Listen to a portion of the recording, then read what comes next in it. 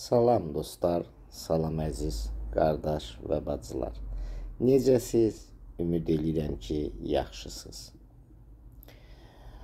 Və yaxud yaxşı olmağa neyinirsiniz, çalışırsınız. Bu günləri söhbətimiz posttravmatik stresli pozuntudur. Bir balaca istəyirəm sizinlə o barədə danışım. Bəzən bir hadisə olur. Hansı bir hadisə və yaxud uşaqlıqda və yaxud gənc yaşlarında zorakılıq, müharibələr, qəza, kimisə itirmək və yaxud xəstəxanalarda çox uzun müddət qalanlar, bunlar gələcəkdə posttravmatik stresə səbəb olur. Bədən sağalır, ancaq ruhən insanda sağalma olmur. Anlatabildim mi? Yəni illər keçir, görürsünüz ki, o travmaları asosnunu olmasa da, yəni asaznavat eləmirsiniz, yadınıza düşməsə də və yaxud düşür. Posttravmatiklərdə ümumiyyətlə tez-tez yada düşür həmən o negativ hallar. Posttravmatik stres o hadisənin bitdiyi yer, amma beynin və bədənin təhlükə var siqnalını verdiyi bir vəziyyətdir. İnsanlar bəzən elə bir hisslər olur ki, elə bir məsələn məkanlar və yaxud da hansısa iyi qoxuzlar gələndə keçmişi xatırladır deyə başlayırlar insanlar o yerlərdən qaçmağa, yuxuda kabus görüb yuxudan durmağa, o qarabasmalar var. Sonra daim hansısa telefon zəngindən və yaxud bir qapı səsindən və yaxud daim səksəgədə yaşayırlar. Yəni səksənirlər, qorxurlar. Elə bil ki, hansı bir hadisə baş verəcək, nəsə baş verəcək, təhlükəni ömür boyu yaşayırlar. Bu insanlar xatirələrdən daim qaçırlar. Posttravmatik pozuntu, stres pozuntusu sadəcə depressiya deyil. Bu insanların beynində o xatirələrin, o travmaların donub qalmasıdır. Posttravmatik stres pozuntusunu yaşayanlar bəzən dünya onlar üçün maraqsız, qeyri-adi gələ bilər, insanlar qeyri-adi gələ bilər, gələcəyi naməlum kimi hiss edərlər, yəni ondan qorxarlar, yəni sabah necə olacaq, bir gün necə olacaq, anlatabildim mi? Pulsuz olanda depressiya tez düşəcəklər, yəni pul olanda rahatlaşırlar, pul olmayanda düşürlər depressiyaya. Bu hallar kimdə varsa, bilin ki, bunlar posttravmatik bir stresli pozuntudur. Bu sağalan bir şeydir. Yetər ki, tez bir zamanda müraciət edəsiniz.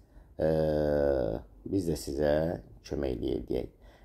Tək biz deyəndə mən bütün psixolog, psixoterapevtləri nəzərdə tuturam. Hamısı maşallah bu işlə məşğuldur. Baxın ki, necə. Biz fərqlənirik nəyə görə? Çünki biz Azərbaycanın insanlarını nəyə görə deyirəm bunu? İndi deyirsiniz ki, sizə nə qalıb ki, bu millətə yazığınız gəlir. Çox o qədər maşenniklər var ki, nə bilsin bu insanlar yazıqlar. Bilirsiniz, nəyə görə bunu eləyirəm, mənim əzizlərim? Mən elə bir tariflər düzəltmişəm ki, insanlar hamısı müraciət edə bilsin. Mən 70-100 seansına, nə bilim filan, bilmirəm, indi psixologlar, zatlar bunu görsələr, məni daşqalağa tutarlar, mən onu eləmirəm. Mən bir tarif düzəldirəm siz üçün, sizə uyğun olsun, tamam mı? Siz rahat, məsələn, ödəniş eləyə biləsiniz və yaxud rahat olsun da sizi mən nə yönəldirəm, get analiz gətir, nə yönəldirəm filan. Yəni yaxşı mütəxəssis dərhal bilir ki, söhbət nədən gedir, diaqnozu qoyur. İlk sizlə konsultasiyada bilinir bu. Biz bunu onlaynda eləyə bilirik. Gələ bilmirsinizsə, danışa bilmirsinizsə, biz sizə elə bir tarif düzəltmişik ki, sizin cibinizə uyğun olsun və hər kəs bundan faydalana bilsin. Biz belə onsuz da işləyirik. Mən Belarusiyada fəaliyyət göstərirəm. Belarusiyada belə deyil, illik ödənişdir. Gəlirlər xəstələr, illik ödənişi eləyirlər və elə bir ki, psixoloq tutublar da. Bütün dünyada bu mövcuddur. Hər bir ailədə neçə üzv varsa, hərəsinin bir psixoloqu var. Çox təəssüf ki, Azərbaycanda hələ bu puxtələşməyib, o qədər aktiv deyil. Çoxları başa düşmürlər, qaçırlar psixiatrın yanına, qaçırlar, nə bilim, cürbəcür nevropatoloqlar, nevroloqlarla və s. Pullar çox uduzurlar, anlatabildimmi? Düşürlər labirintə, xeyri olmur onlara. Onların yazdığı psixotrop dərmanlar, yazdığı düzgün yazılmayan antidepressantlar, anlatabildim, düzgün izah etmirlər. Antidepressantı insanlar arasında Azərbaycanda elə başa düşürlər ki, bu antidepressantlar asıllıq yaradır. Yəni dərmanı saxlayan kimi mən pisləşirəm. Əslində o asıllıq deyil. Antidepressantlar asıllıq yaratmır. Əslində o asıllıq deyil. Əslində siz sağalmamısınız. Siz dərmanı saxlayan kimi həmən o travma aldığınız o negativlər ki var, olaylar şur altında yapışıb qalıb, onlar aktivləşir və neyronlar zəifləyir, bütün hormonlarda disbalans yaranır və siz düşürsünüz həmən vəziyyətə, düşünürsünüz ki, aha, mən bu antidepressantı atanda yaxşı oluram, atmayanda pis oluram. Elə bilirsiniz ki, dərmanlandır. Xeyr, elə deyil. Bəzən dərmanı atırsınız və düşünürsünüz ki, mən pis oldum, filan dərmanı içdim, sizə mütəxəssis yazır. Yəni, dərmanı yazırlarsa dozirovkasını düz eləyirlər. Və yaxud dərmanı atırsınız, heç biri kar eləmir. Nəyə görə kar eləmir? Çünki nevropatoloqlar nevrozlara dozirovkanı düzgün etmirlər. Nəyə görə etmirlər? Çünki qorxurlar, onların sahəsi deyil. Onların sahəsi infarkt, insult, damar xəstələri və s. Anlatabildim mi? Nevroz şur altını işləmək lazımdır. Bunları ancaq psixoloq, psixoterapevtlər baxa bilər. Mütəxəssislər bundan məşğul olmalıdır. Tamam mı? Hər yerindən duran bəzi insanlar görürəm ki, bu dəqiqə başlayıblar aktiv o işlərlə məşğul olmağa. Bir qədər qulaq asıram, görürsünüz canlılarında, görürəm ki, o deyil. Yəni, o iş deyil, eləyirlər.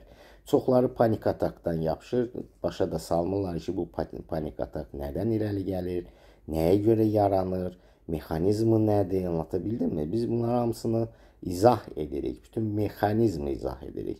Biz elə vaxt olur ki, bir kəlmədən insanı, bax, zəng vurur, vəziyyəti pisdir. Biz ona elə münasibət yaradırıq ondan, elə bir mexanizm başa salırıq ki, bu insan sonra yazılmır seansa. Deyəndə ki, niyə yazılmırsan? Deyir, mən artıq rahatlaşmışam, mən başa düşdüm ki, məndə nə baş verir. Tamam, belə hadisələr də olur. Bir kəlmə ilə insanlar sağala bilir mənim əzizlərim.